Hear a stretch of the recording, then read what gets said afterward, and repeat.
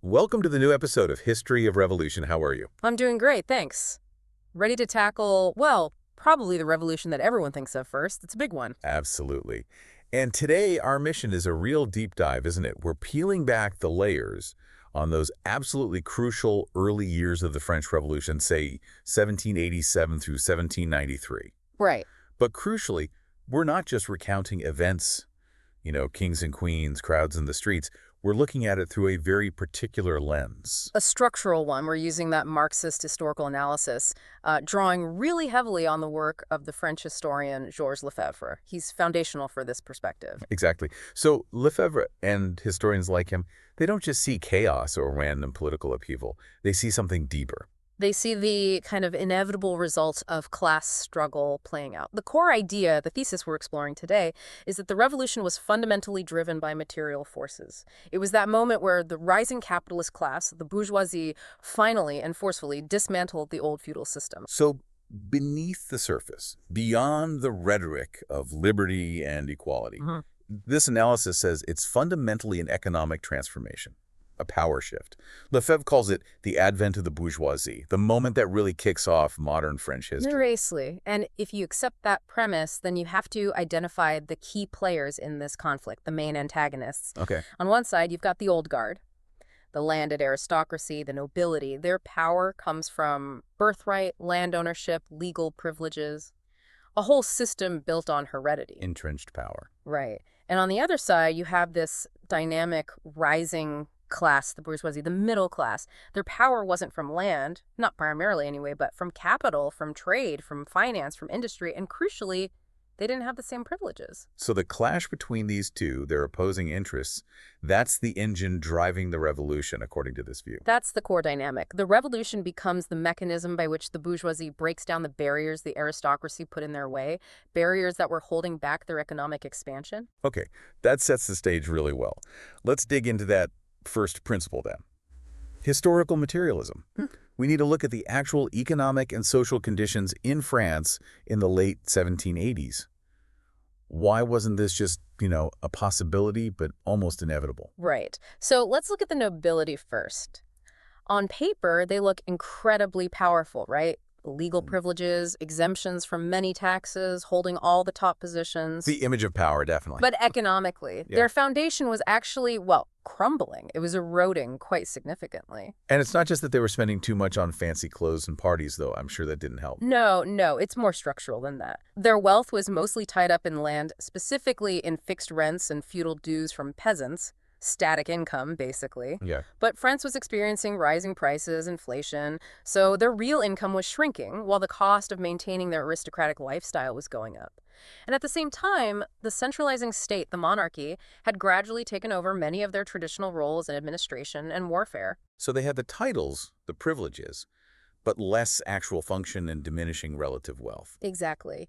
They were becoming, in a way, a parasitic class. Lots of social status, immense pride, but economically fragile compared to the rising bourgeoisie. They were like this big, ornamental roadblock to economic progress.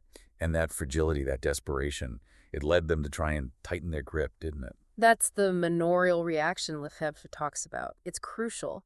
Faced with declining incomes, they didn't adapt. They doubled down on their old privileges. They started digging up old feudal charters, hiring agents, feudistes, to find any obscure, forgotten dues they could possibly squeeze out of the peasantry. So intensifying the burden on the poorest segment of society, precisely when things were getting tougher for everyone. Absolutely. Extracting more value from the land and labor of others. And at the same time, they tried to make their class more exclusive. That 1781 rule, Lefebvre points out, is key, needing 4 generations of noble ancestry, 4 quarterings, to become an army officer. Wow. So basically slamming the door shut on any wealthy, ambitious commoner, any bourgeois individual who might want to rise through merit. That's exactly the message. You might have money, you might be educated, but you will never be one of us. Power stays within our circle. Trying to lock down political and social power just for themselves right when the bourgeoisie was economically peaking, it was a huge miscalculation. Okay, so the nobility is in decline, desperately trying to hold on. What about the other side, the bourgeoisie? Who exactly were they in this context? They were the engine of the new economy, the owners of capital, the means of production outside that old feudal land system. Think financiers, bankers in Paris, big merchants in the port cities like Nantes, Bordeaux. Yeah, those port cities were booming, weren't they? Colonial trade. Hugely important. Sugar, coffee, tobacco from the West Indies, this maritime trade was generating vast new fortunes. It tied the French economy firmly into emerging global capitalism. And then you also had industrialists, manufacturers starting up, plus this growing group of The professionals, lawyers, doctors. exactly, the liberal professions. They might not have been merchants themselves, but they were educated, articulate, and they understood how the old system was holding things back. They could formulate the arguments for change. Because the existing structure, all those internal customs barriers, the different regional laws, the guilds, the noble privileges, it was all just sand in the gears of commerce, right? Completely. If you're a merchant, you want goods to move freely. You want standardized laws. You want contracts enforced reliably. You don't want arbitrary tolls or feudal exemptions messing things up. Their wealth was dynamic, based on investment and trade, and it demanded a modern, unified national market. And this is where the Enlightenment ideas become so powerful for them.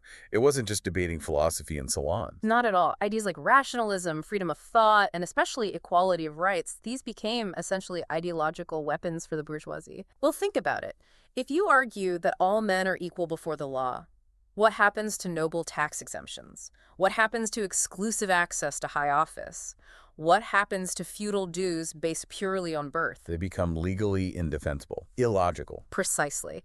So the philosophy provided the perfect justification for the specific material changes the bourgeoisie needed.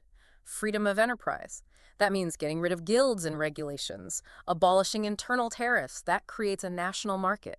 Eliminating noble privilege. That levels the playing field for taxation and opportunity. So the demand for universal rights perfectly aligned with their very specific class interests. That's the classic Marxist interpretation, yes. The ideology, the superstructure, develops to serve the needs of the economic base. The bourgeoisie needed a modern capitalist state, and the Enlightenment gave them the intellectual and moral framework to demand it. Okay, so you have this deep structural conflict brewing for decades. Nobility declining, bourgeoisie rising, locked in this struggle. What pushed it over the edge? What was the spark? The immediate trigger. Utter financial meltdown of the state. Bankruptcy, basically. And this wasn't because peasants weren't paying enough tax, was it? Oh, heavens no. The root cause was decades of, well, mismanagement and expensive wars, especially France's involvement in the American Revolution, hugely costly. Add to that the extravagant spending of the court at Versailles and a tax system that was incredibly inefficient and unfair, exempting the wealthiest orders. The nobility and the clergy. Right. The state was drowning in debt. And ministers like Cologne, then Necker, they saw this. They knew they had to reform the system, right? Spread the tax burden. They tried. They proposed reforms that included taxing the privileged orders. It was the only logical way to solve the crisis. But the nobility and the clergy weren't having it. Absolutely not. For them, tax exemption wasn't just about money. It was a fundamental marker of their superior status. Giving it up was unthinkable. Their resistance was fierce, determined. They blocked every serious attempt at fiscal reform. And in blocking the king's reforms, they inadvertently forced his hand towards something far more dangerous for them. Exactly. By refusing to cooperate, by insisting on their privileges, they pushed the monarchy into a corner. The only way out seemed to be to consult the nation through its traditional representative body. The Estates General. Right. Which hadn't met since 1614. Right. The aristocracy thought they were winning this fight against royal absolutism. They demanded the Estates General, imagining this old medieval body where each of the three orders voted separately would allow them to dictate terms to the king and claw back political power.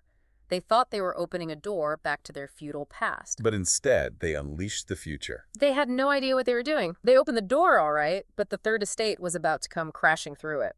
So paradoxically, the first phase of the revolution wasn't led by the common people, but by the aristocracy itself. Lefebvre calls this the aristocratic revolution, 1787 to 88. It's one of history's great ironies, isn't it? The nobility, trying to weaken the absolute power of the king and reassert their own influence, demanded the Estates General. They were fighting for their ancient feudal privileges, thinking they could turn back the clock. They won that initial battle against the king. He agreed to convene the Estates General. But the moment that happened, the whole nature of the conflict changed, didn't it? Instantly. It pivoted. As soon as the call went out, the focus shifted dramatically. It was no longer about the king versus the aristocracy. Suddenly, the immense potential and the grievances of the Third Estate, everyone else, basically came roaring to the surface. I remember that quote from Ala Dupin you mentioned. Yes, it captures it perfectly. After September 1788, he wrote, "The question was no longer a constitutional one between king and privilege, but war between the Third Estate and the other two orders. The aristocracy, in trying to save themselves, had accidentally given the bourgeoisie this huge national stage." Which brings us neatly to Phase 2, the bourgeois revolution proper, in May and June of 1789. This group wasn't interested in tweaking feudalism. They wanted fundamental change. And their demands were incredibly sharp, politically astute. First, they demanded the doubling of the third. They argued that since they represented the vast majority of the population, something like 97%, they should have as many deputies as the First Estate, clergy, and Second Estate nobility combined. Which seems reasonable on the face of it. It does, but the truly revolutionary demand was the second one, vote by head. Explain that. Why was that so critical? Okay, traditionally, in the Estates General, each order got one vote. The clergy voted as a block, the nobility voted as a block, and the Third Estate voted as a block. So the two privileged orders could always outvote the Third Estate 2-1. Right, maintaining the status quo. Exactly. But vote by head meant every single deputy, regardless of their order, would get an individual vote. Since the Third Estate had achieved the doubling, and they knew they could count on support from many of the poorer parish priests in the First Estate. Voting by head would guarantee them a majority. They could control the agenda. Precisely. It would transform the Estates General from a feudal relic into a modern national legislature where the bourgeoisie held the balance of power. And predictably, the privileged orders refused. They weren't going to vote away their own power. Of course not. And that refusal led to the decisive moment of rupture. June 17th, 1789. Yes. The deputies of the Third Estate, joined by some of those sympathetic clergy, took a radical step. They declared themselves unilaterally the National Assembly. Basically saying, we are the nation. Sovereignty doesn't rest with the king or with you privileged orders. It rests with the people, and we represent them. It was the fundamental political break, a claim to ultimate authority. And when the king tried to intimidate them, locked them out of their meeting hall. They just moved down the road to that indoor tennis court. The tennis court oath. They swore not to disband until they'd given France a constitution. It showed incredible resolve. And when the king eventually caved on June 27th and ordered the remaining clergy and nobles to join the National Assembly, well, that was basically the end of the old regime's political structure. It had collapsed. But that victory, that political coup by the bourgeoisie, it was still fragile, wasn't it? The king still had troops. Very fragile. They had won the argument, the legal battle perhaps, but they were incredibly vulnerable to a military crackdown. The king was already moving loyal regiments towards Paris and Versailles. Their revolution could have been crushed in its infancy. Which leads us to the third, absolutely vital phase, the popular revolution, the intervention of the masses. This is where the ordinary people of Paris and then the peasants in the countryside become decisive actors. Their intervention saved the bourgeois revolution. What drove the Parisians, the sans-culottes, to act? A potent mix of economic desperation and political fear. Remember those bread prices. After several bad harvests, the price of bread, the absolute staple food for the poor, had gone through the roof. People were literally starving. So sheer misery. Sheer misery, combined with intense political anxiety. Rumors were swirling about an aristocratic conspiracy. People believed the king and the nobles were planning to use the troops gathering around Paris to dissolve the National Assembly by force and restore the old order. And that fear, that hunger, it explodes on July 14th, the Bastille. The storming of the Bastille wasn't just about freeing a few prisoners. There weren't many left by then. It was about seizing weapons and gunpowder stored there. It was about striking a blow against a symbol of royal tyranny. Most importantly, it was an act of popular armed intervention that physically defended the National Assembly. The Parisian crowd provided the muscle, the armed force that the bourgeois deputies lacked. Exactly. They saved the assembly from being dispersed by the army. The urban working class became the shield of the revolution. And this popular energy wasn't just in Paris, was it? The countryside erupted too. Massively. This is the period of the Great Fear in the summer of 1789. Decades, centuries even, of peasant resentment over feudal dues, taxes, and obligations boiled over. News of the events in Paris, mixed with wild rumors of bandits hired by aristocrats roaming the land. Led to spontaneous uprisings across large parts of France. Peasants attacked the chateaux, the manor houses of the nobility, and crucially, they targeted the terriers, the legal documents, the feudal registers that listed all the dues and obligations they owed to the lord. They burned them, an attempt to wipe the slate clean. Imagine being a deputy back in Versailles, hearing these reports flooding in castles burning, records destroyed. It must have been terrifying, but also put immense pressure on them. It forced their hand. This nationwide peasant revolt couldn't just be ignored or suppressed militarily. It led directly to the famous night of August 4th. Where the National Assembly supposedly abolished feudalism in a single dramatic session. Well, yes and no. They did abolish many aspects of the feudal system, driven by the need to calm the countryside and restore order. But how they did it reveals the underlying class interests, particularly of the bourgeoisie. It was a very clever maneuver. Okay, break down that distinction for us. What was truly abolished and what was protected? They made a crucial distinction.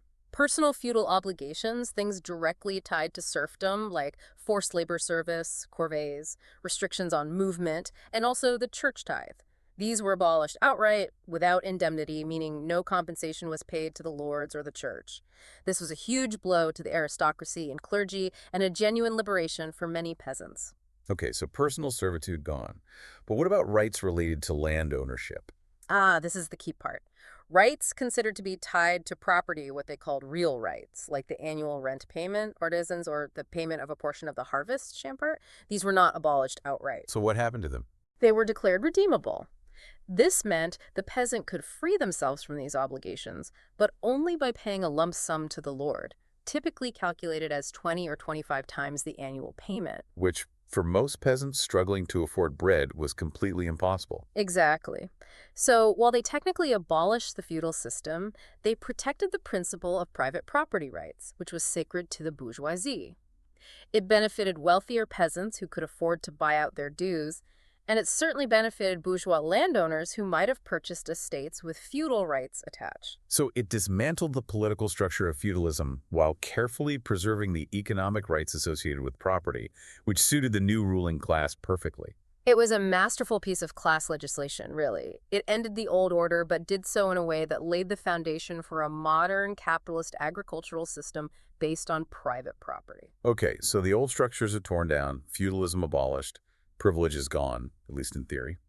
The next job for the National Assembly, dominated by the bourgeoisie, was to build the new state.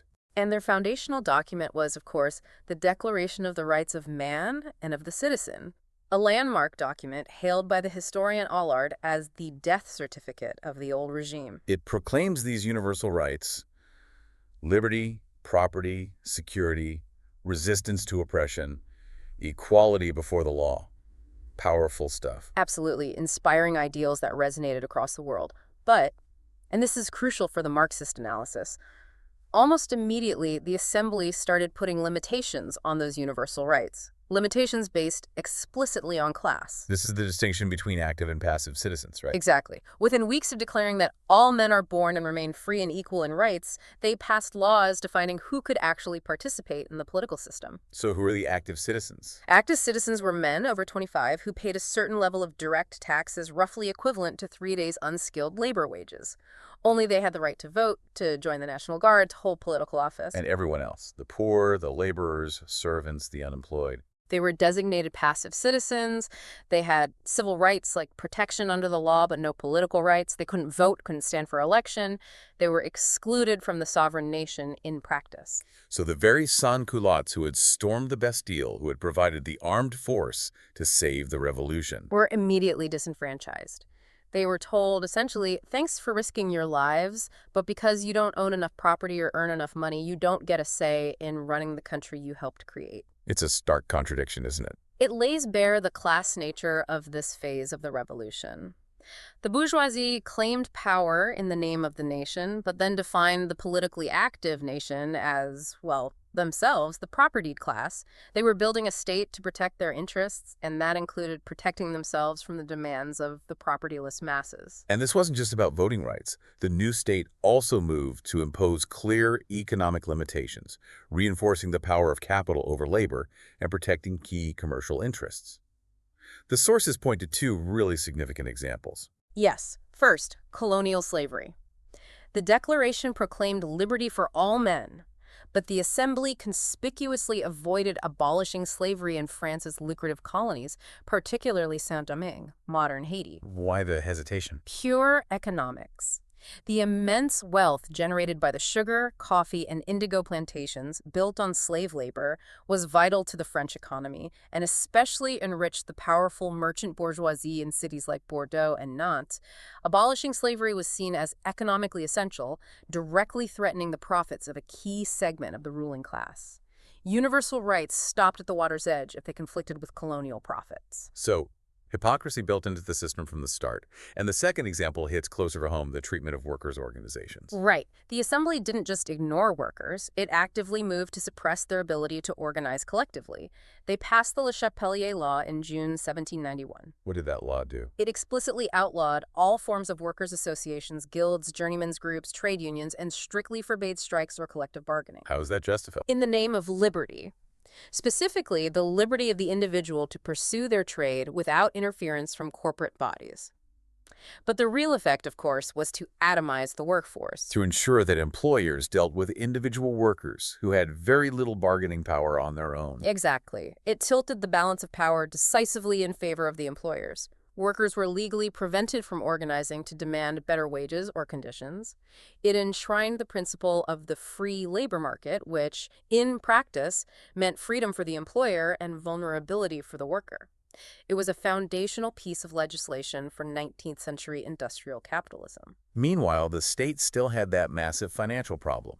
People weren't paying the old hated taxes, and the new system wasn't fully in place yet. The state was still teetering on the brink of bankruptcy. And the solution they found was, again, revolutionary in its scale and consequences, involving another huge transfer of property. The seizure of church lands. Yes. The church was by far the largest single landowner in France. The Assembly nationalized all church property, arguing it belonged to the nation, not the clergy as a corporate entity, and decided to sell it off to pay the state's debts. And how did they manage such a massive sale? That's where the assignats come in, right? Precisely. The assignats were initially introduced as interest-bearing bonds backed by the value of the confiscated church lands. People could buy assignats and then use them to purchase parcels of the former church property, the biens nationaux. So paper money literally backed by land. That was the idea. It was supposed to solve the debt crisis and get this land into private hands. However, the process had a very specific class outcome. How so? Well, firstly, the land was often sold in large plots, which favored those who already had significant capital.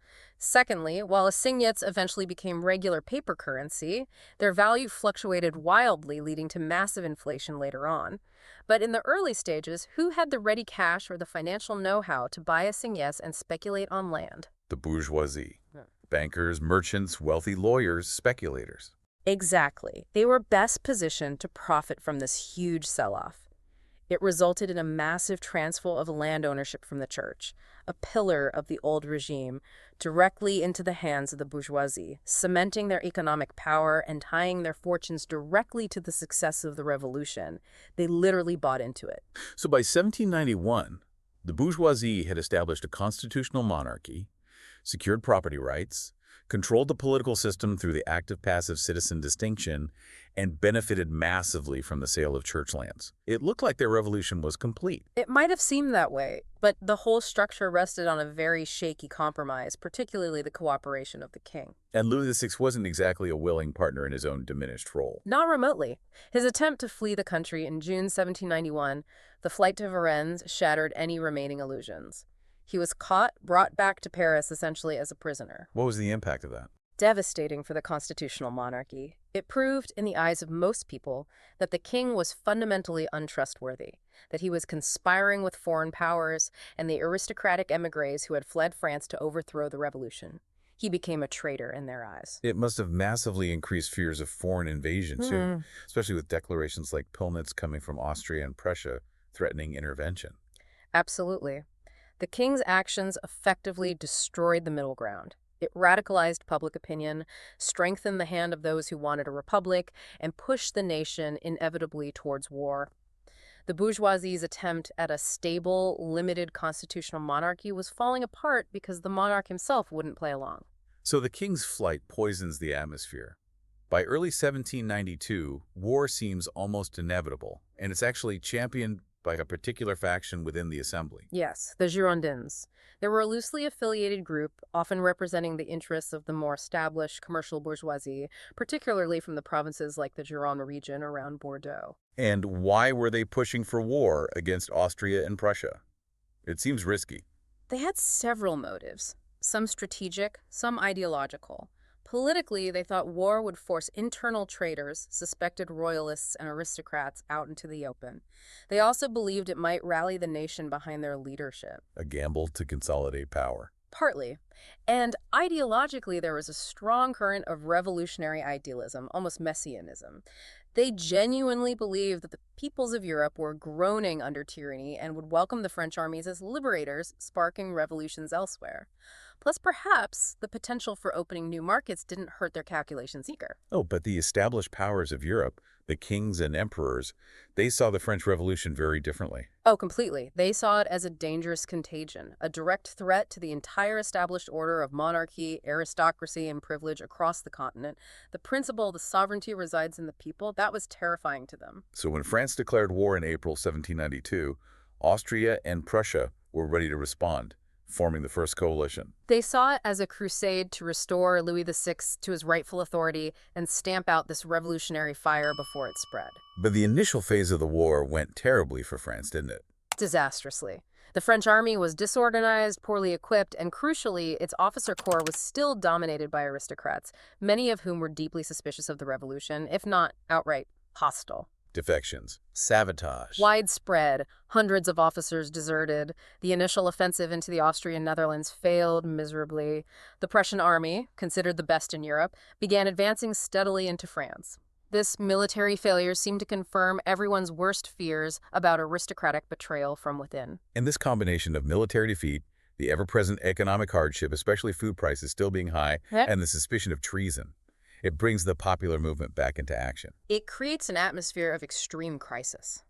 The sans-culottes in Paris, along with radical volunteer soldiers from the provinces, the fédérés, felt the revolution itself was in mortal danger. They believed the government, increasingly seen as moderate or ineffective, and certainly the king, were failing to defend the nation. Radicals like Jacques Roux were demanding price controls on bread, direct economic intervention. This leads directly to the Second Revolution of August 10th, 1792. Yes. A coordinated uprising by the radical sections of Paris and the fédérés. They stormed the Tuileries Palace, where the royal family was living. There was bloody fighting with the King's Swiss Guard. And the outcome? The effective overthrow of the monarchy.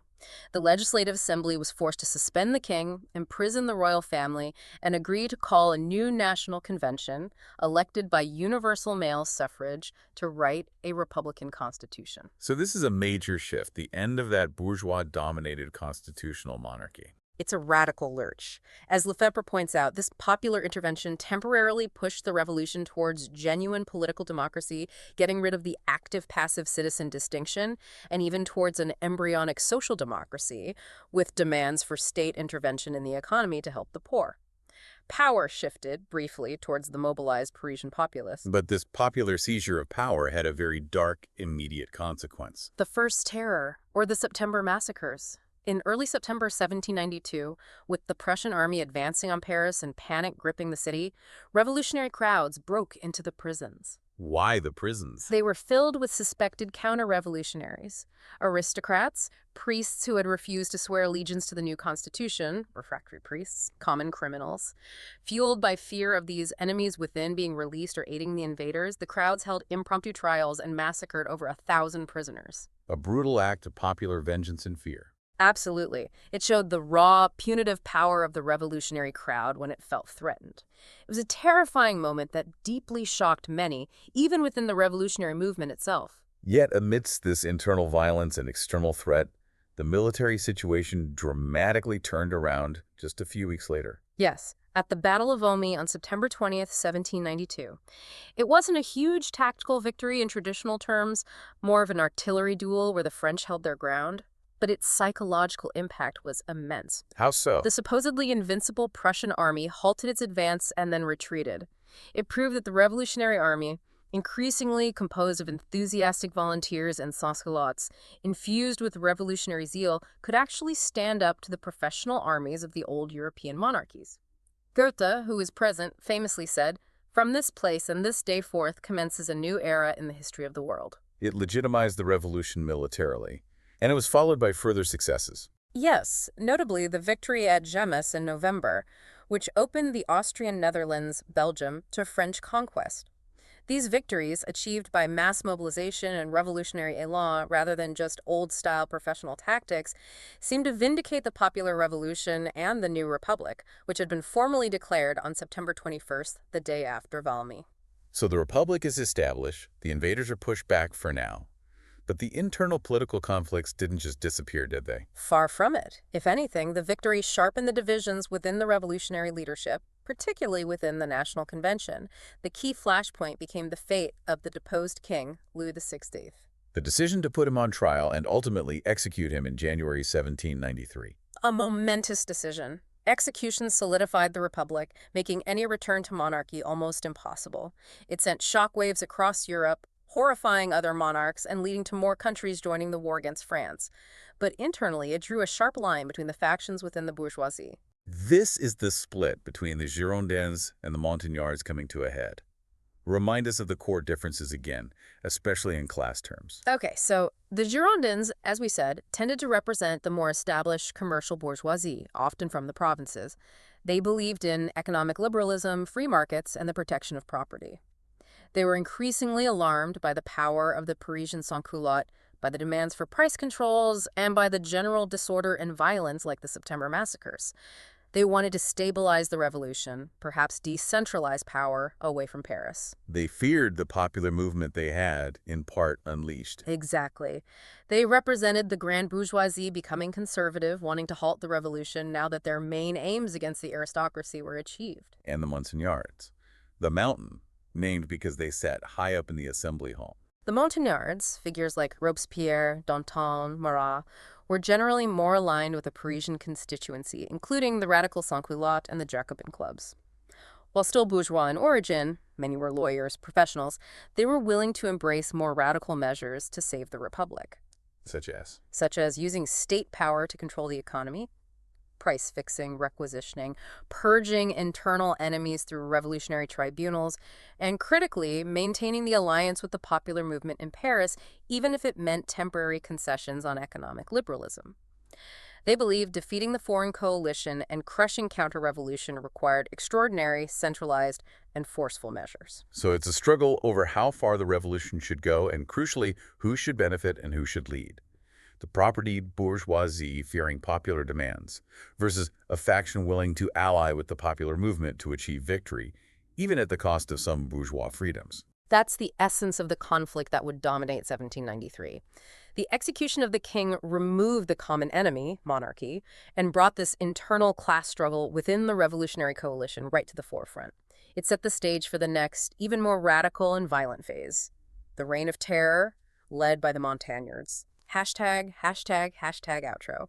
So looking back over these incredibly turbulent years, 1787 to 1793, through this Marxist lens provided by historians like Lefebvre, it really wasn't one single event, was it? Not at all. It was a complex series of overlapping revolutions, driven by different class interests at different times.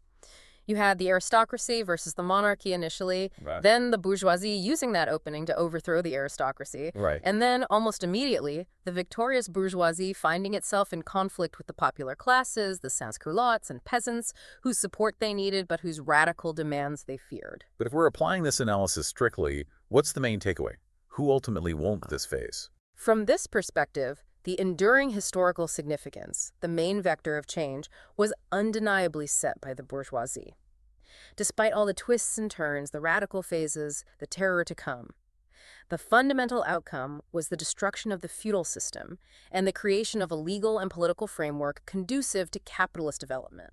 So the abolition of privilege, the establishment of legal equality, even if political equality was limited, the sanctity of private property, the creation of a national market, the free movement of labor. These were the lasting achievements that served bourgeois interests. Precisely. They used the language of universal rights, mobilized popular forces when necessary, but ultimately shaped a state that reflected their material needs and consolidated their position as the new dominant class. That transformation of the economic base, the mode of production, is seen as the revolution's core achievement in this analysis. It set the stage for modern France and, arguably, much of modern Europe. Absolutely. The French Revolution, understood this way, wasn't just about France. It was a crucial battle in the centuries-long transition from feudalism to capitalism across the continent. Which leaves us with a final, perhaps unsettling thought for you, our listeners, to ponder. We've seen how this revolution, perhaps more than any other, was fought under the banner of universal human rights, liberty, equality, fraternity for all. The rhetoric was powerful. Yet, as we've discussed, the moment the bourgeoisie gained the upper hand, they immediately created the passive citizen category, denying political rights to the majority based on wealth. They deliberately maintained colonial slavery because it was profitable. They outlawed workers' organizations. The contradictions are stark. So the provocative question is this. Why do revolutions ostensibly fought for universal liberation so often seem to betray those universal ideals almost immediately, drawing new lines of exclusion that protect the material interests of the newly empowered class? Does the specific class nature of a revolution inevitably limit the scope of the liberation it can achieve? It really makes you question the relationship between universal ideals and the concrete material interests that drive historical change. Can a revolution truly transcend the class that leads it? Something to think about. Indeed. See you on next episode. Don't forget to like, subscribe, and comment.